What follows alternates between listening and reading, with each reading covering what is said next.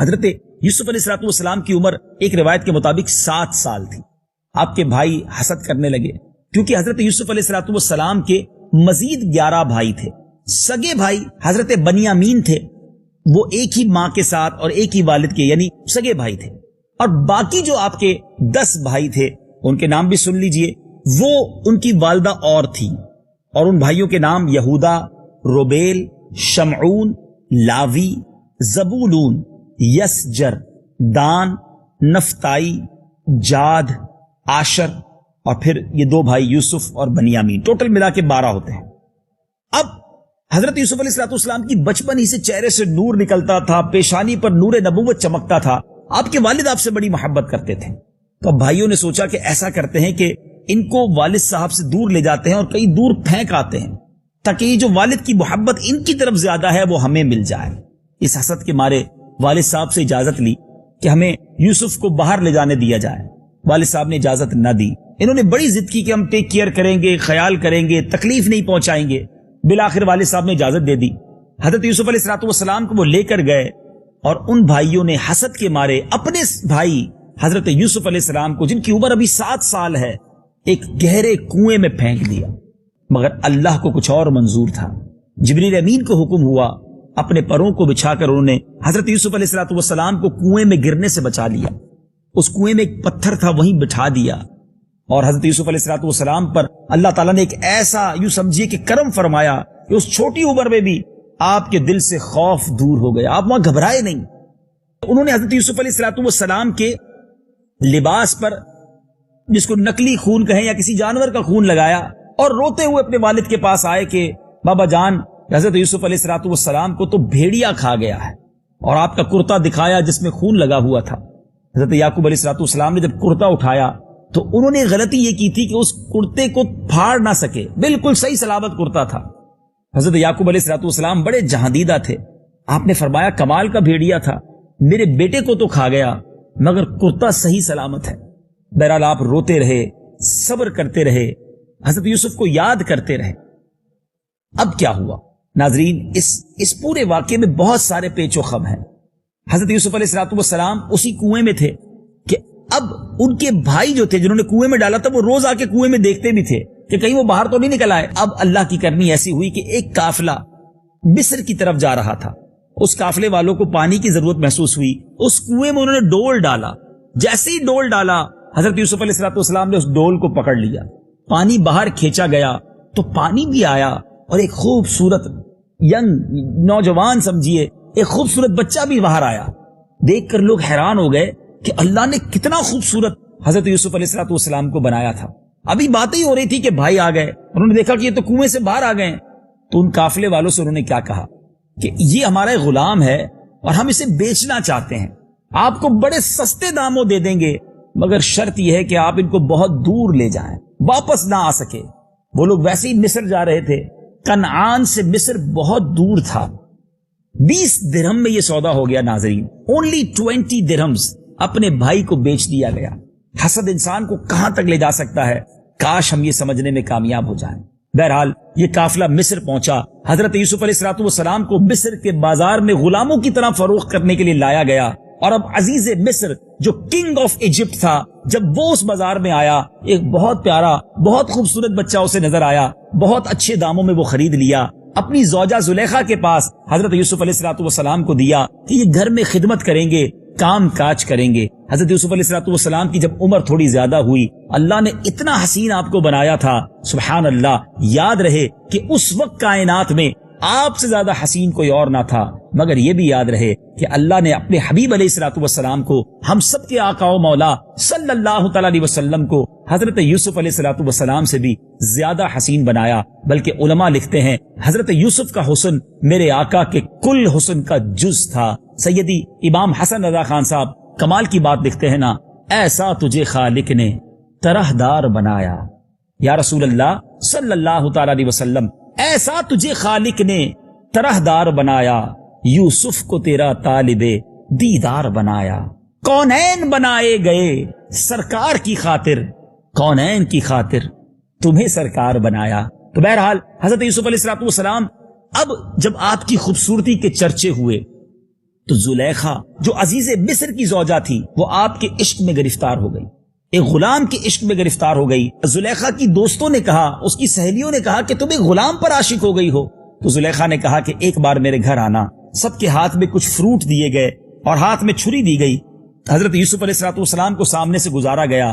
آپ نے اپنی سہیلیوں سے کہا کہ ان کو دیکھتے بھی جاؤ اور اپنے اس فروٹ کو، اپنے اس پھل کو کاٹو۔ ان عورتوں نے پھل بھی کاٹ لیے اور وارفتگی کے عالم میں اپنے ہاتھوں کو بھی کاٹ لیا۔ اللہ نے ایسا حسن حضرت یوسف علیہ السلام کو عطا کیا تھا، لیکن بہرحال اب یہاں ایک اور موڑ آتا ہے۔ زلیخا نے حضرت یوسف علیہ السلام کو غلط کام پر مجبور کیا۔ حضرت یوسف علیہ السلام نے انکار کیا، فرمایا میں اللہ سے ڈرتا ہوں، میں یہ کام نہیں کر سکتا۔ اب زلیخا آگے بڑھتی ہے اور آپ پیچھے بھاگتے ہیں۔ زلیخا نے آپ کو پکڑنے کی کوشش کی، اس میں آپ کا کرتا جو ہے پیچھے سے پھٹ جاتا ہے، اور اسی کشمکش میں عزیز مصر جو ہے، کنگڈم کا جو کنگ ہے، وہ کمرے میں داخل ہوتا ہے اور تعجب سے دیکھتا ہے کہ یہ کیا ہو رہا ہے۔ اپنی زوجہ سے پوچھا کیا معاملہ ہے۔ اب زلیخا نے کہا کہ یہ میرے ساتھ غلط کام کا ارادہ رکھتے تھے۔ حضرت یوسف علیہ السلام کے پاس کوئی گواہ نہ تھا اپنی بے گناہی پیش کرنے کا، مگر اللہ تعالیٰ نے کیا کمال کا انتظام فرمایا۔ یہ ساری باتیں قرآن میں موجود ہیں۔ اس کمرے کے اندر ایک 4 ماہ کا بچہ جھولے میں لیٹا تھا۔ اللہ نے اسے قوت گویائی عطا کی اور اس نے عزیز مصر سے کہا کہ یہ دیکھ لو، اگر کرتا پیچھے سے پھٹا ہے تو حضرت یوسف بے گناہ ہیں، آگے سے پھٹا ہے تو پھر سمجھ لو زلیخا بے گناہ ہے۔ اب ایسا ہی ہوا، جب چیک کیا گیا تو حضرت یوسف علیہ السلام کا کرتا پیچھے سے پھٹا ہوا تھا۔ یہ طے تو ہو گیا کہ حضرت یوسف علیہ السلام بے گناہ ہیں، مگر اس کے باوجود کسی سازش کے تحت آپ کو جیل بھیج دیا گیا۔ ایک وقت غلام بھی بنے، کنویں میں بھی ڈالا گیا اور اب جیل میں ڈال دیا گیا۔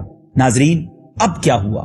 اس جیل میں بادشاہ کے 2 اور قریبی ساتھی کسی وجہ سے پہنچے، انہیں بھی قید ہو گئی۔ حضرت یوسف علیہ السلام کو بڑا کلوزلی انہوں نے دیکھا، قریب سے دیکھا، کچھ خواب دیکھے تھے، اس کی تعبیر پوچھی، حضرت یوسف نے تعبیر بھی پوری بتا دی۔ تو اب یہ لوگ جب رہا ہو کر بادشاہ کے دربار میں واپس پہنچ گئے، اب بادشاہ نے خواب دیکھا اور بڑا عجیب و غریب خواب دیکھا۔ بادشاہ نے بڑے بڑے خواب کی تعبیر دینے والوں کو بلایا، لوگوں سے پوچھا، مگر کوئی سیٹسفائی نہ کر سکا۔ بادشاہ ان خواب کی تعبیر سے مطمئن نہ ہوا۔ ان لوگوں نے بادشاہ سے کہا جنہوں نے جیل میں وقت گزارا تھا کہ حضور ایک شخص ہے جیل کے اندر جو کمال کی تعبیر بتاتا ہے، آپ کے خواب کی تعبیر وہی بتا سکتا ہے۔ حضرت یوسف علیہ السلام کو کال کیا گیا کہ آپ باہر آ جائیں، آپ کو رہائی دی جاتی ہے۔ آپ نے کہا میں نے ایسے رہائی نہیں لینی، پہلے میری بے گناہی کا اعلان کیا جائے، قصور میرا نہیں تھا۔ بہرحال آپ کو باعزت بری کیا گیا۔ بادشاہ کے دربار میں آپ آئے اور اب آپ نے جب خواب سنا تو کمال کی تعبیر بتائی۔ آپ نے فرمایا کہ دیکھو 7 سال تک خوب غلہ ہونا ہے، خوب کھیتی باڑی ہونی ہے، تم اناج اگاؤ، اور اگلے 7 سال خطرناک قحط نے آنا ہے، دنیا میں کہیں غلہ نہیں ہوگا، کہیں اناج نہیں ہوگا۔ پہلے 7 سال غلہ اگا کر اسے سٹور کر لو تو اگلے 7 سال زبردست منافع ہوگا۔ اور انہوں نے بادشاہ سے یہ بھی فرمایا کہ ایک کام کرو، یہ سارا نظام میرے ہاتھ میں دے دو، میں اسے مینج کر لوں گا۔ بادشاہ نے اس خوبصورت نوجوان کی بات مان لی اور آپ کو پوری مصر کی سلطنت عطا کر دی۔ کہ اللہ کی شان دیکھیں، آپ نے کچھ عرصے غلامی کی زندگی ضرور گزاری، مگر اب بادشاہ نے سلطنت کی ذمہ داری آپ کے حوالے کر دی۔ گویا آپ اس وقت کے سب سے بڑے وزیر، اس وقت کے وزیر اعظم بن گئے۔ اور اب ایسا ہی ہوا، 7 سال آپ نے لوگوں کو اس کام پہ لگا دیا، ہر طرف غلہ اگ رہا تھا، کھیتی باڑی ہو رہی تھی اور اناج اسٹاک بھی کیا جا رہا تھا۔ جیسے ہی 7 سال پورے ہوئے، اب پوری دنیا میں قحط آ گیا، کہیں اناج کا دانہ نہیں تھا۔ دور دور سے لوگ مصر آتے تھے اپنا اناج خریدنے، اپنا مال دے جاتے، اپنی چیزیں بیچ جاتے، اناج کی ضرورت تھی۔ اب اس کہانی میں، اب اس قصے میں ایک اور عجیب موڑ آتا ہے کہ حضرت یوسف علیہ السلام کے جو بھائی تھے کنعان میں، ان کو بھی اناج چاہیے تھا، وہ بھی مصر آئے اپنا اناج خریدنے کے لیے۔ جیسے ہی حضرت یوسف کے دربار میں آئے، حضرت یوسف نے اپنے بھائیوں کو پہچان لیا۔ بھائیوں کے تو وہم و گمان میں نہیں تھا نا کہ جو یہ بادشاہ، یہ جو بڑا وزیر بیٹھا ہے، یہ ہمارا بھائی ہو سکتا ہے۔ حضرت یوسف علیہ السلام نے انہیں غلہ بھی دیا اور اپنے کارندوں سے، اپنے غلاموں سے کہا کہ جو پیسے انہوں نے غلے کے بدلے دیے ہیں وہ بھی ان کے سامان میں ڈال دو۔ حضرت یوسف علیہ السلام نے ان سے سوال کیا تمہارا ایک اور بھائی بھی تو ہے؟ انہوں نے کہا ہاں ہمارا ایک بھائی ہے، اس کا نام بنیامین ہے۔ آپ نے کہا اگلی بار اس کو لے کر آنا، اگر اسے لے کر نہیں آؤ گے تو غلہ نہیں ملے گا۔ یہ لوگ واپس گئے، اپنے اناج کے بورے جب کھولے تو مال اسی کے اندر موجود تھا. حضرت والد حضرت یعقوب سے کہا حضور کیسا کمال کا بادشاہ ہے, اناج بھی دیا, پیسے بھی لوٹا دیے, مگر اگلی بار ہمیں بنیامین کو لے جانا ہوگا. حضرت یعقوب کہتے میں اپنا دوسرا بیٹا تمہیں نہیں دوں گا. آج تک یوسف کے غم میں مبتلا ہوں. آج روتے روتے ان کی بینائی کمزور ہو چکی تھی, مگر جب غلے کی ضرورت پڑی بھائیوں نے پھر والد کی منتیں کی, ہمیں ایک بار موقع دیجئے, اب ہم بنیامین کا خیال رکھیں گے, کوئی تکلیف نہیں پہنچائیں گے. بہرحال بڑے عہد و پیما کے بعد حضرت یعقوب علیہ السلام نے بنیامین کو لے جانے کی اجازت دے دی. اب یہ بنیامین کو لے کر جب حضرت یوسف علیہ السلام کے دربار میں آتے ہیں, پھر غلہ لینے آتے ہیں, حضرت یوسف علیہ السلام نے بنیامین کو اپنے ساتھ بٹھا لیا اور کان میں بتا دیا کہ میں ہی تمہارا بھائی یوسف ہوں. اور اب ان لوگوں سے کہا کہ جاؤ اپنا غلہ لے جاؤ اور والد گرامی کو لے کر آؤ, اپنے والد کو لے کر آؤ. وہ رونے لگ گئے کہ حضور ہم نے پہلے بھائی کے ساتھ بھی بہت غلط کیا ہے, اگر دوسرے کو واپس نہیں لے جائیں گے تو والد صاحب تو رو رو کر ہلکان ہو جائیں گے. پہلے ہی چھوٹے بھائی کے غم میں وہ بہت روتے ہیں, ان کی بینائی کمزور ہو گئی ہے. حضرت یوسف علیہ السلام نے جب یہ سنا تو اپنا کرتا حضرت یعقوب علیہ السلام کے لیے اپنے بھائی کو دیا کہ جاؤ یہ کرتا ان کی آنکھوں پر ڈال دینا, اور سنو میں ہی تمہارا بھائی یوسف ہوں. اللہ اکبر. جب ان بھائیوں نے یہ سننا تھا تو ان کی تو جس کو کہتے نا شاکڈ کیفیت میں آ گئے, آنکھیں پھٹی کی پھٹی رہ گئی کہ وہ بھائی جس کے ساتھ ہم نے ایسا سلوک کیا تھا آج وہ بادشاہ بننے کے بعد ہمیں سزا نہیں دے رہا, ہمیں پنش نہیں کر رہا, بلکہ ہم پر آج بھی کرم نوازیاں کر رہا ہے. خوشی کے عالم میں آپ کا ایک بھائی جس کا نام یہودا تھا وہ دوڑتا ہوا بہت لمبا سفر کر کے وہ حضرت یعقوب علیہ السلام کے پاس پہنچا. ان کا کرتا جب ان کی آنکھوں پہ ڈالا گیا آپ کی آنکھیں روشن ہو گئی. آپ نے کہا میں اپنے بیٹے یوسف کی خوشبو سن رہا ہوں, مجھے اپنے بیٹے یوسف کی خوشبو آ رہی ہے. بہرحال اب بڑے احترام کے ساتھ بڑی عزت کے ساتھ حضرت یعقوب علیہ السلام مصر آتے ہیں. حضرت یوسف علیہ السلام کی والدہ بھی ساتھ آتی ہیں, اور سبحان اللہ وہ منظر کائنات نے دیکھا کہ آپ نے اپنے والد گرامی کا کس پیارے انداز میں, شاہانہ انداز میں ہزاروں کے لشکر کے ذریعے بارڈر آف مصر پر جا کر استقبال کیا. باپ بیٹے کی ملاقات کئی سالوں بعد ہوئی, گلے مل کر رونے لگے, اور پھر اس شاہی قافلے کو محل میں لایا گیا. حضرت یوسف علیہ السلام نے اپنے والد کو, اپنی والدہ کو اور اپنے بھائیوں کو اپنے قریب بٹھایا. سبحان اللہ, بڑا احترام دیا. اور اب کمال یہ ہوا ناظرین کہ ان سب نے حضرت یوسف علیہ السلام کو وہاں سجدہ کیا. آپ نے خواب دیکھا تھا, اور وہ خواب یہ تھا کہ 11 ستارے, چاند اور سورج مجھے سجدہ کر رہے ہیں. اس خواب کی تعبیر اب پوری ہو رہی ہے. 11 بھائی ہیں, والد اور والدہ سب حضرت یوسف کو سجدہ کرتے ہیں.